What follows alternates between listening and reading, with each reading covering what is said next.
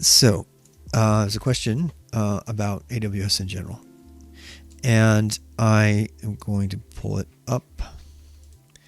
In case you're wondering what I'm talking about, we can watch a video on this and talk about Lambda and why AWS is a leader on so many levels.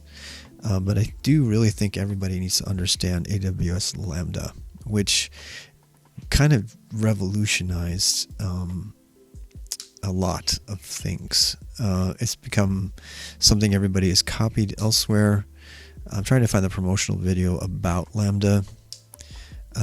It's a really good summary of what Amazon is about in general. Let me change my scene to just the browser. And okay, so let's find the video on it, and then we're going to watch the whole thing, and I'll talk during it. All right, so getting started with AWS Lambda, what it is, why do you use it, and why does this relate to AWS in general? I think the AWS Lambda product most perfectly describes why AWS has such an amazing value proposition for the rest of the world. And then we can talk about whether that's a value proposition you want to buy into in general, into the whole AWS ecosystem. That's a separate conversation. So let's start by understanding AWS's most, I suppose, one of their most modern offerings, one of the most disruptive offerings. They tend to disrupt the industry a lot. So let's watch. Yeah. When you're building applications, you want them to deliver a great experience for your users. Maybe you want your application to generate in-app purchase options during a gaming session, rapidly validate street address updates, or make image thumbnails available instantly after a user uploads photos. To make this magic happen, your application needs back-end code that runs in response to events like image uploads, in-app activity, website clicks, or sensor outputs. Events. Those are But events. managing the infrastructure to host and execute back-end code requires you to size, provision, and scale a bunch of servers, manage operating system updates, apply security patches, and then monitor all this infrastructure for performance and availability. Wouldn't it be nice if you could just focus on building great applications without having to spend lots of time managing servers? #serverless. Introducing AWS Lambda. AWS Lambda is a compute service that runs your backend code in response to events such as object uploads to Amazon S3 buckets, updates to Amazon DynamoDB tables, That's the one that kicked data Oracle out. in Amazon Kinesis streams, or in-app activity. Once you upload your code to Lambda, the service handles all the capacity, scaling, patching, and administration of the infrastructure to run your code and provides visibility into performance by publishing real-time metrics and logs to Amazon CloudWatch. All you need to do is write the code. AWS Lambda is very low cost and does not require any upfront investment. When you use AWS Lambda, you're simply charged a low fee per request and for the time your code runs, measured in increments of 100 milliseconds. Getting started with AWS Lambda is easy. There are no new languages, tools, or frameworks to learn. You can use any third-party library, even native ones. They're not kidding. The code you run on AWS Lambda is called a Lambda function. You just upload your code as a zip file, or design it in the integrated development environment in the AWS Management Console. No. Or you can select from a list of function samples pre-built for common use cases such as image conversion, file compression, and change notifications. Yeah, but no. And built-in support for the AWS SDK makes it easy to call other AWS services. It's true. Once your function is loaded, you select the event source to monitor, such as an Amazon S3 bucket or Amazon DynamoDB table, and within a few seconds, Lambda will be ready to trigger your function automatically when an event occurs.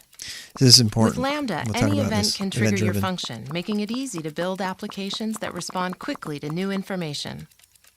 To learn more about AWS Lambda, visit our website and you can get your first Lambda function up and running with a few clicks in the AWS Management Console. And with the AWS free tier, you can try Lambda for free. All right, so let's talk about AWS Lambda for a bit. The term Lambda is a direct reference to Lambda mathematics, which is based on functions. This is a question more for somebody who's a mathematician, but For example, if you know Python, you know that you can write a one-line anonymous function. If you know, an anonymous function is a function without a name. It's a function that can be passed around as a in a proper language, in a language that supports first-class functions. And there's another term, ding ding. First-class functions are functions that can be passed around just like anything else you can put in a variable. They're just another data type. Why does all this matter? Because AWS Lambda is that idea at a macro scale. That means it's functional programming, and functional programming is fundamentally based on functions. Things go in, things come out. There's no side effects. Everything's contained within the function, nice and pretty. It's a lot easier to test than object-oriented programming. And so AWS Lambda is directly referring to this idea. Things go in, things come out, events are triggered. The functional model lends itself really well to the event model. And the way we'll talk about events at some other time, but events, the best way to think of events is when, then, as opposed to imperative kind of coding step by step, which is if, then. So, there's if then, which is kind of the way we've been doing it forever. And we are seeing more and more event-driven programming. So web programming is all event-driven. And event programming is when then. And there's lots of reasons for that. But one of them is, speed for concurrency, how to get around bottlenecks of like single CPUs and such.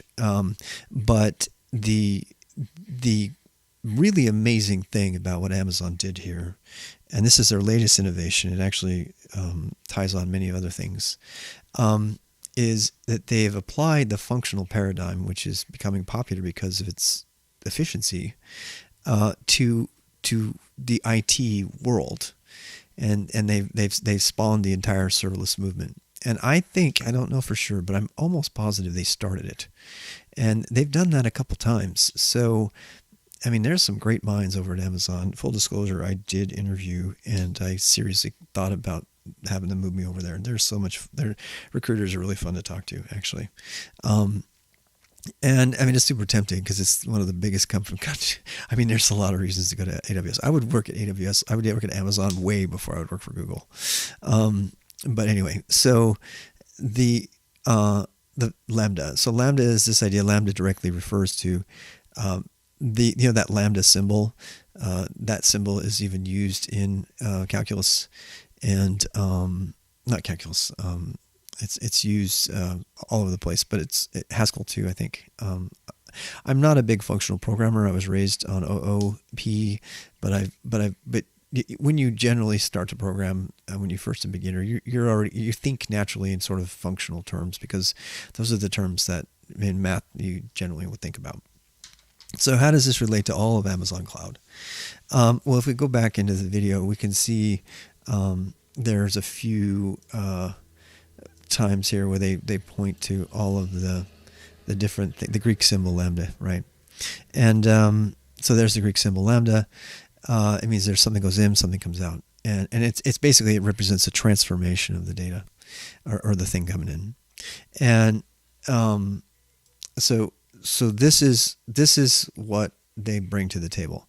They have everything. They've taken care of all of the hassle. They have all the infrastructure, and for better or worse, right? So, and let's talk about elastic computing. So, this thing that they talked about with dialing stuff up and down, and you change the costs, that is their primary bring to market kind of product. They are the first company, as far as I know, to say, oh, you only need one CPU for today? Great. You need two? How many MIPS do you need?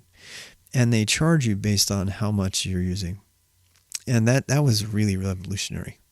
Because up until that point, you had to buy, hardware and commit, and you had to get more hardware. And then if you didn't have enough, particularly if you had a really high, performing thing, this kind of thing is why, Netflix and huge products are on Amazon.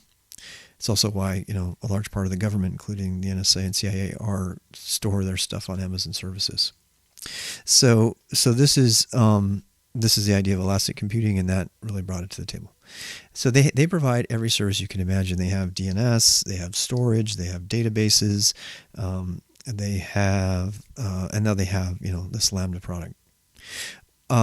The crazy thing is you can actually get all of the benefit of Lambda. So just like any time the world gets disrupted, Netlify was the first provider that I know of to provide Lambda built into Jamstack. So this is a way for you to have a website and benefit from Lambda. So let's say you have a thing that you want to do that requires a little bit more processing power than you would have just using the front end only with Reactor View. And so you want to add something to it. And so you're like, man, I need something on the back end, or I need a database. I need an extra thing on the back end, but I don't want to put a whole server up because then I have to do all that stuff. So you would reach for something like Netlify Actions, which are encapsulated Lambda queries. So you don't even have to have a Lambda account. You don't have to have an Amazon account at all. And so you can search. So they have their whole shtick is they want to make it easier for everybody to make websites without servers, and they've coined the term Jamstack JavaScript APIs and markup or markdown, and the serverless framework in AWS Lambda. So they have a bunch of stuff on here, but basically what they do is they encapsulate. Their whole thing is that you really just need to make a front end. All of the stuff you could possibly want on the back end has already been made for you. And I largely agree with that. So you can use databases on Firebase or whatever. If you need payment, you can use Stripe or PayPal. If you need comments, you use Discuss. If you need some sort of customized action, you use their encapsulated AWS Lambda functions. So you don't even have to enter into the Amazon ecosystem to benefit from the use of Amazon Lambda functions. This is such a powerful idea for the IT world, particularly the small to medium-sized sort of IT shops, that it's been picked up by GitHub. So GitHub now has actions. Actions are... I'm still getting my head around actions. I might not fully understand them. Somebody correct me if I get it wrong. But actions are kind of the combination of, I don't believe they're directly Lambda functions. I think actions are more designed to compete with GitHub, with GitLab's continuous delivery thing, and that's a whole different topic. But I need to confirm this. I don't know, but I know that they have something like the Lambda function from Netlify. I think they might call it services, actually. I can't remember. If somebody knows, they can comment on it and correct me. Apologize for not knowing that offhand. I'm not interested in it because I've been using Netlify. Netlify is perfect for that. If I want something more than that, then I'll spin up my own server on Heroku or DigitalOcean, and I'll use that for my REST API query, or GraphQL or database or whatever I need that needs a backend. And so that's Lambda. So Amazon, you could argue pretty strongly that Amazon influenced the entire industry to adopt an elastic computing model. So you can also go with DigitalOcean, which DigitalOcean is my favorite cloud provider because they cater to developers. And they know they can't go up against Azure, and they can't go up against, which I know nothing about, by the way, and they can't go up against Amazon. Amazon's the big gorilla. So their whole shtick at DigitalOcean is, here, welcome to the developer cloud. Their UI just absolutely trounces any UI you've ever seen in Amazon, or I would imagine even Azure. I mean, it is absolutely elegant. It is fantastic. And, when you're a developer and you have to use a GUI, you don't want to mess around. Rackspace had a decent one, but no, they didn't really keep up. I was on them for a long time. And but the DigitalOcean thing is really great. It's all SSD storage, and you can deploy like a server in a few seconds. So this idea of having elastic computing that's on demand and changes depending on your needs. So let's say this is a scenario I actually have. I have kids here who run Minecraft servers up on DigitalOcean, and they'll have to compile their Spigot servers using build tools on their local laptops and then copy them over, because there's not even enough RAM on their droplets, which have 1 gigabyte of RAM. I really like that the whole cloud thing has made people concerned with performance again, because if you use 2 gigabytes of RAM, you pay $10 a month. So it's put a revised focus on efficiency and writing good code and not writing bloated back-end code or whatever. And I appreciate that, because and mobile did the same thing, by the way. So before mobile, everybody was getting really sloppy with their resources because everybody had a desktop, and so you were pretty sure you were going to have this big old thing. And then along comes DigitalOcean and mobile, and all of a sudden everybody's like ridiculously focused on efficiency and small load times and compression and everything. And so that constraint made for a lot better coding, and you get that now in the cloud environment too. But the elastic idea, so say my friend here's got a Minecraft server he wants to run. He's got a party coming up. He wants to bump up the amount of RAM. He's definitely using DigitalOcean so he can get their full backbone connection for bandwidth. That's not an issue. Minecraft is really dependent, by the way, on bandwidth. It's the number one limiter, even beyond RAM. So yeah, he fires it up there, and then people connect, and he bumps up the RAM to like 4 or 5 gig. And so, nobody crashes, and it's really great. And this party's gone, and so he can turn the RAM back down, and he's charged accordingly. That's the idea of elastic computing, elastic resources, platform as a service. And Amazon, I think, it's pretty safe to say they champion that idea that now exists everywhere in the industry. To be fair, IBM was doing something similar on the mainframe since the 90s. They would take the mainframe and they would chop it up into tiny little Linux machines that you could, spin up on demand. And they really did it first. They just didn't get credit. They did. They did it first, and they did it on the mainframe. So it was like, oh, mainframe, nobody wants to talk about that. But they actually did it. And they've been doing that for a long time. They've been chopping up the mainframe computing power into little OSs in different ways for a very, very long time. You can make the case that they should have won the cloud computing thing because they've been doing it for so long with the mainframe, but they didn't. They definitely lost to Amazon. I'm reading a comment here.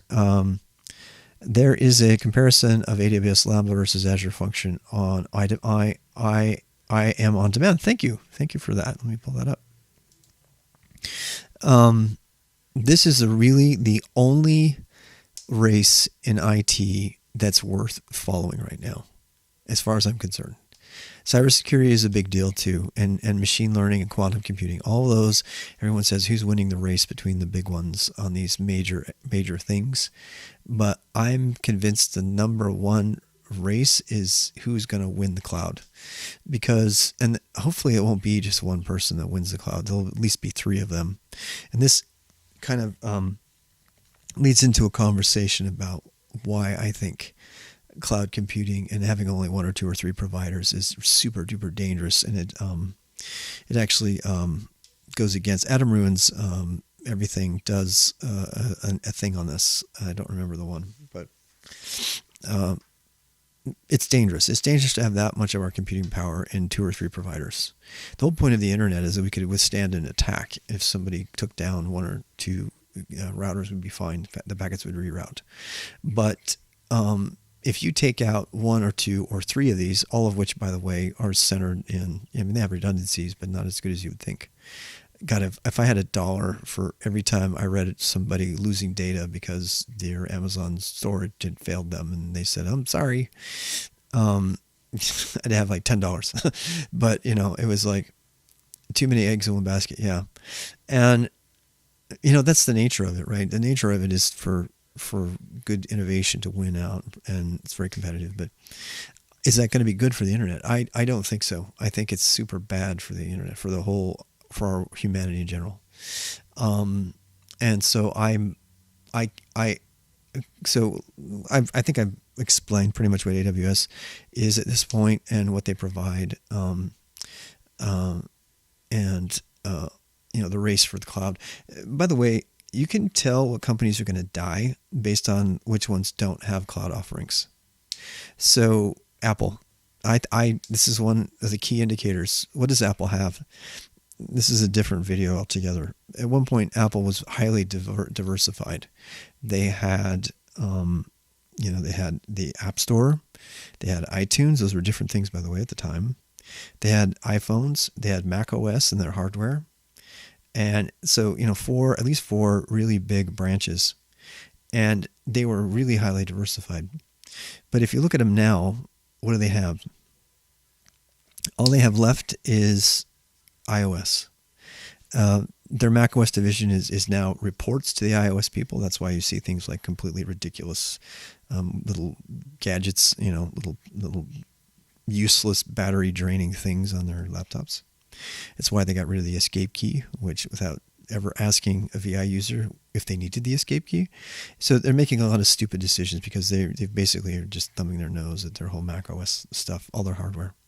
And they've tried to put some energy back into it recently, but for the most part, they're done. And their App Store, they still have some things going on in their App Store and iTunes. iTunes was a massive thing, right? Not so much anymore. Spotify obliterated it. Not just Spotify, but streaming music in general. They didn't really have an answer to that, so it's gone. That income is gone. App Store, they still have a little bit of money coming in for the App Store, but people are waking up and going, this App Store stuff is shit. I have to pay you $99 a year just to have the possibility of you not letting my app get published. There's if you look at the App Store, there's less than 1% or all the thing. Everything else is just there. And by the way, none of it's being updated, so it's this massive graveyard for apps. And that's another thing. Why does the world want 3 or 4 app stores? So the whole app store idea was a fail. And it's thank God for progressive web apps. Because the idea of giving all the control of all of the IT, of all the information over to 3 companies who are producing apps instead of producing web content and web apps and stuff for the web platform was bad for humanity. I'm glad to see that die. So that's on its way out. It's dying. And so Apple is seriously scrambling to add a second thing because their only thing right now is their iPhone. And that's under direct attack from Huawei. That's why Tim Apple, as Trump calls him, is sitting next to Trump no matter what, because he's like, if we lose our iPhone income, bye-bye. A lot of people don't know this about Apple. They were $1 trillion company and they got all kinds of press for being so evaluated, and they lost half of that in the next year. So go look back, go look at it. It's insane. They're in massive free fall, and they're trying to cater to their higher end users now. They're coming out with computers. I mean, you can watch Linus or Linus on this, I guess is his name, the one who does all the reviews, and he'll just confirm everything I'm saying objectively. They don't know, they've lost their way, and they're going down. And why is that?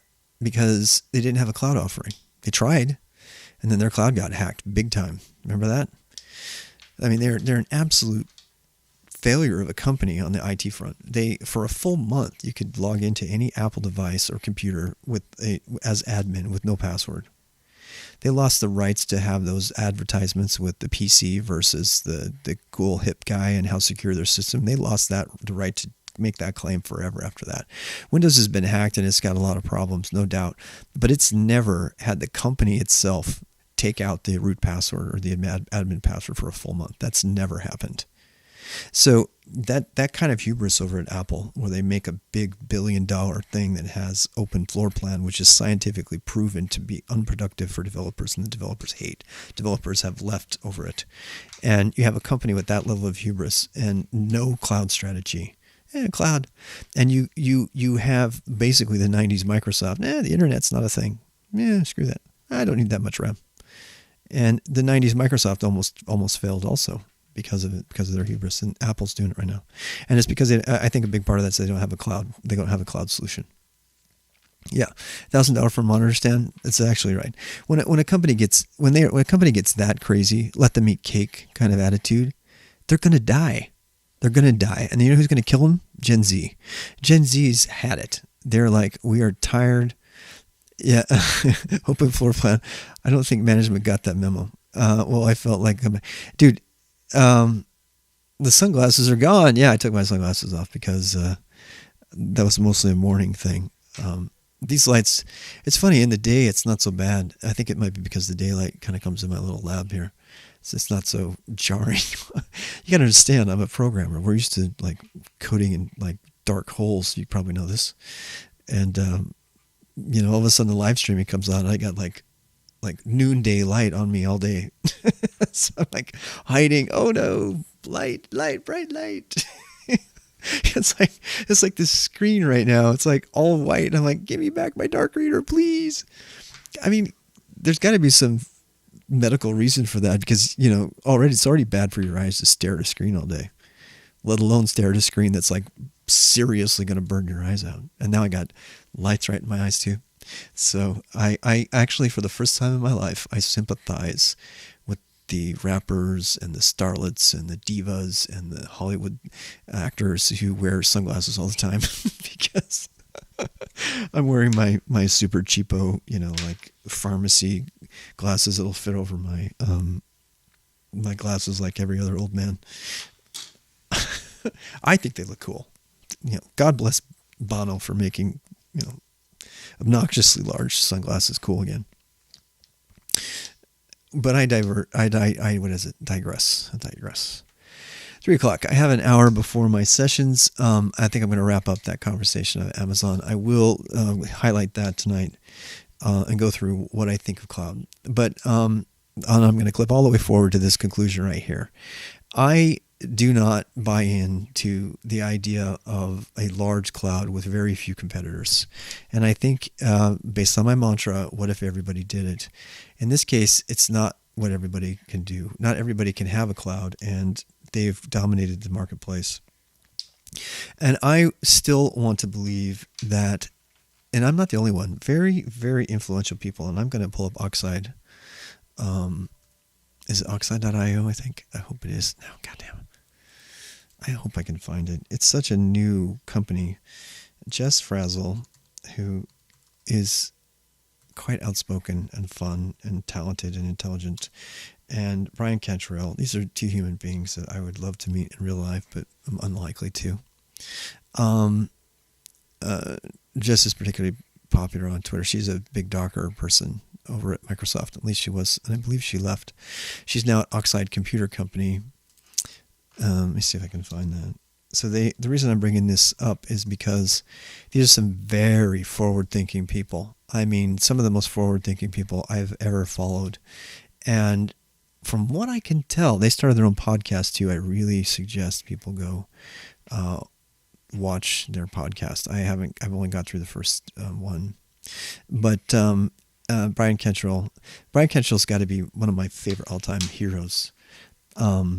Presenters, and if you don't know why, you just need to watch his video on whether Rust should be used for the operating system. I was forever a fan after that. I mean, the guy is obsessed with he's the kind of guy who ordered like a lot as in a shipping lot, like a pallet of old computer book manuals just to read through them and study old boomer tech, books and manual and computer languages. He's just obsessed with it all. He was the CTO of Joint for a while, and hyperscale the infrastructure. And so from what I can tell so far, this is a relatively new thing, like within the last month or two. I believe they left their other places and they formed this company. And the company is focused on one thing, making small hardware that is basically a competitor to the cloud. And the reason I think this tiny company is so important, it's in a garage, is because it's a very significant indicator of the backlash against centralized cloud support. So when you have centralized cloud support, you've got, the kind of offerings like we have with Amazon and Azure. And this, by the way, this is an age-old pendulum: centralized, decentralized, centralized, decentralized. You can almost, measure the seasons by it. in mainframe, now desktop, mainframe, desktop. It goes back and forth. It's been doing that forever. And this is, I think, the beginning of the pendulum swinging the other way. People are not wanting, and you can give the cryptocurrency stuff credit for this, for the whole decentralized web, and there's some good slides and dialogues on that. So hyperscale infrastructure for the rest of us. So Oxide is building a new kind of server, a true rack scale design, bringing cloud hyperscale innovations around density, efficiency, cost, reliability, manageability, and security to every running on-premise computing infrastructure. You see that right there? So you really, really, really want to watch this if you're in IT, especially if you're an IT investor.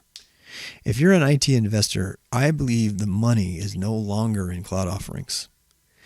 That we are at the beginning of a movement away from cloud, back to a decentralized on-premise thing. And you can kind of feel it, the change in the wind in the air, because this whole privacy stuff, it's all kind of coming together. You have Nextcloud, which is a cloud system you can run on your own. I have a guy who just got hired last week, who has it running Nextcloud. He won't even use GitHub or GitLab. He's running Git out of his own system. So you have this idea of decentralization, which is coming from cryptocurrency, and all the distributed apps and all that. That's a big part of it. You have this, finally, this mainstream awareness about privacy violations. We're just done with Google being evil. And the rest, we're done with a single retail outlet, through Amazon. And so you have this kind of mindset that's taking hold, that no, we need to make solutions that are on premise, that are as easy to use as as the cloud. And so we're starting to see that. Thanks for the awesome advice today. I'll be back once more. No, that's fine. Go have some fun at work. So what we see is the beginning of this, and there's another significant company. So GitLab, one of the reasons that I think GitLab is so important in this whole thing is they have basically thumbed their nose at the Silicon Valley approach. They do provide a centralized service, but their primary income, I would guess, I don't know. Although I could know, because they've got a very transparent business model. This company has been the subject of Harvard Business Review study that was recently announced, because they are 100% mobile, they're 100% remote. They're really, really transparent, and they're selling a product that allows for decentralization, and they coined the term open core. So it's a company to watch. And anyway, so they've done the DevOps thing, but why am I talking about them in terms of, because GitLab can be installed on premise, and I would say they probably make, I bet they make most of their money selling to on-site providers. They're also entirely open source. They had over 4,000 commits last year from people in the community who are supporting their core product. That's not happening at GitHub. GitHub is not an open source product. It's a very closed source product. It plays into the Microsoft ecosystem very well. There's advantages to both. That's a different video. But my point is that this is one of the primary companies and tools in the decentralization market.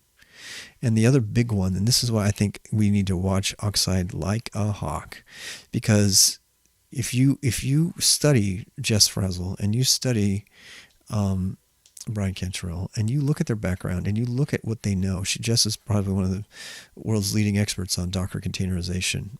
She runs her whole operating system as a Docker container. There's a great video on that. And then if you see what Brian Cantrell's videos about Rust and his obsession about architecture and all of the great minds that he has been around, including Brian Kernighan and a bunch of other people that he talks about in his videos, which I would fall over and faint if I ever met, because they're just such amazing human beings for the contributions they've made.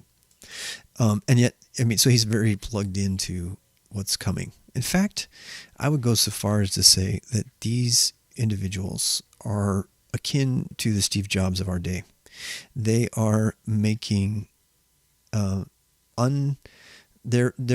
stepping into areas that are not in the mainstream, and they're doing so courageously.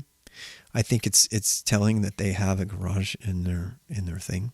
They've created a podcast because I think that's probably why they want to get the word out. So I'm happy to talk about them. I'm certainly not a very big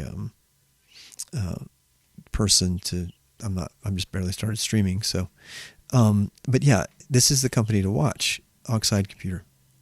They are basically focused on helping people build their own clouds in ways that are turnkey. Ironically, one of the smartest people I have here was completely hyper-focused on exactly the same thing. I don't want to be dependent on Amazon. I don't want to be dependent on whatever, AWS. And so his entire focus for like 2 years has been making all the little pieces of something like Oxide.Computer. The difference being Oxide's actually making computers themselves. And the idea being that, a company or small company, a business, an individual can say, I want my own cloud. They download an app or a framework or something, and boom, they have their own AWS in their house. And it's every bit as secure. And they don't have to deal with, software updates and all that. So there is a market for that kind of thing, particularly because more and more enterprises are going to want to do this. I think the market for that's going to go up the more Amazon gets hacked, and the more cloud solutions prove to not be the really awesome, big old black box that's perfectly secure. The more stories, some of which I've got confirmed through conversations with people I probably can't talk about Amazon employees looking inside of stuff on Amazon, and violations of privacy in the competitive realm.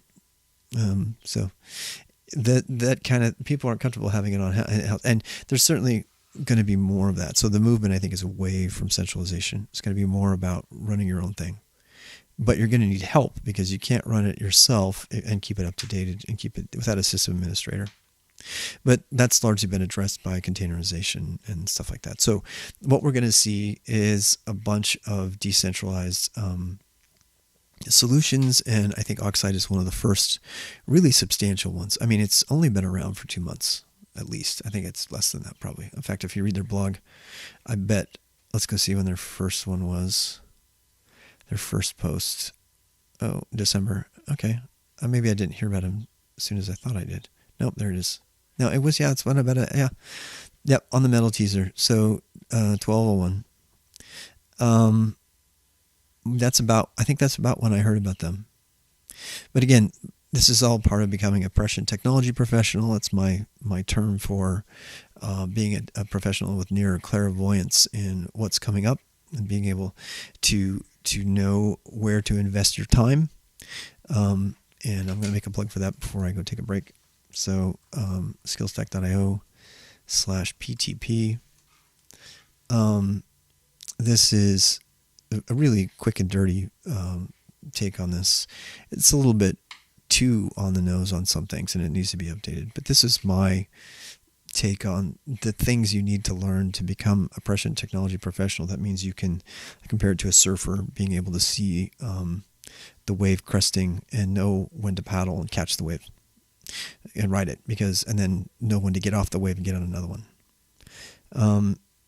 And there's some important skills there that are not technology skills, but that means watching streamers and taking in information and being open, blah blah blah. So with that, I'll leave that. I just wanted to put that up there. If you are a PTP, I've been taken to task. Actually, Surbik, are you there? Yeah, he's there. He's like, I don't buy into this, and I love that. I love that people are challenging me on it. I do think it's possible, though. I think it's not just possible; it's required. If you pick the wrong technology, unless you're just doing it for fun, you're not going to make money in it. And there's going to be money in AWS for a very long time. I mean, that's not going anywhere, right? But just like IBM, I mean, you can make the case that Amazon is the new IBM.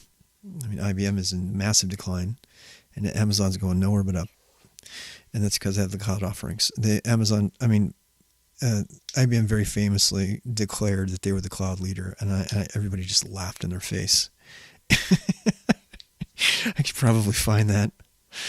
Um, I mean, it was like, we are the leader. It's like, there's such a company that's used to declaring reality that when they are that clueless, you know, you got to wonder, like, how can you be that clueless? I mean, and arrogant.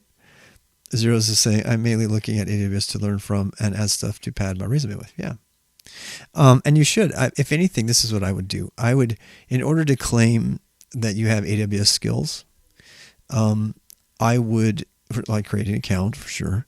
Well, let me just say, first of all, there's nothing at AWS that I would ever use that I need, other than Lambda. And Lambda I can use through.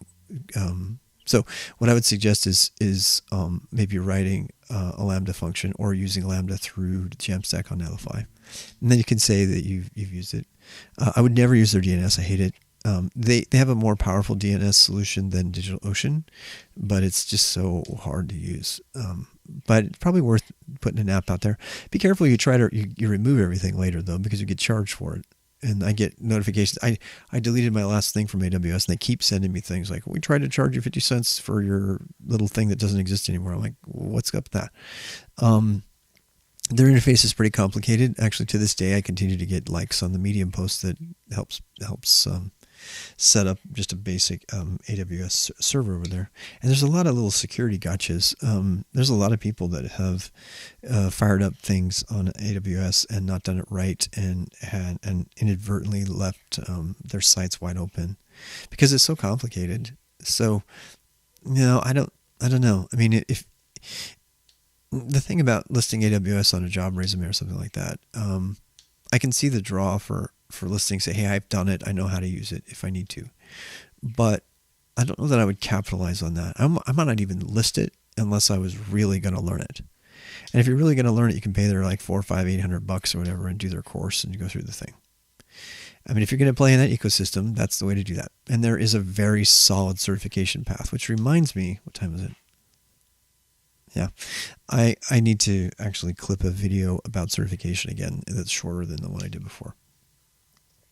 So the answer is, if you're going to do AWS at all, rather than list, oh, I played around with it, at a bullet point, I would get a cert in it. And I would go through the work to get the cert. And stick that on your resume, even if it's going to fade away. And they're going to say, well, that was years ago. What do you know now? And if you're concerned about people not hiring you because you don't have AWS skills, which is funny because that's the subject of an episode in Silicon Valley. Richard, who's brilliant, writes the compression algorithm, has no idea how to do cloud. He's like, so they hire this geeky little kid who's all about the cloud, and it pandemonium ensues. It's kind of funny. So yeah. So if you're going to do cloud, I would get the cert, because anybody who sees AWS on the resume is going to be immediately comparing you to someone else who's certified, and that's the whole Amazon ecosystem. So if you want that, I would do that. What else?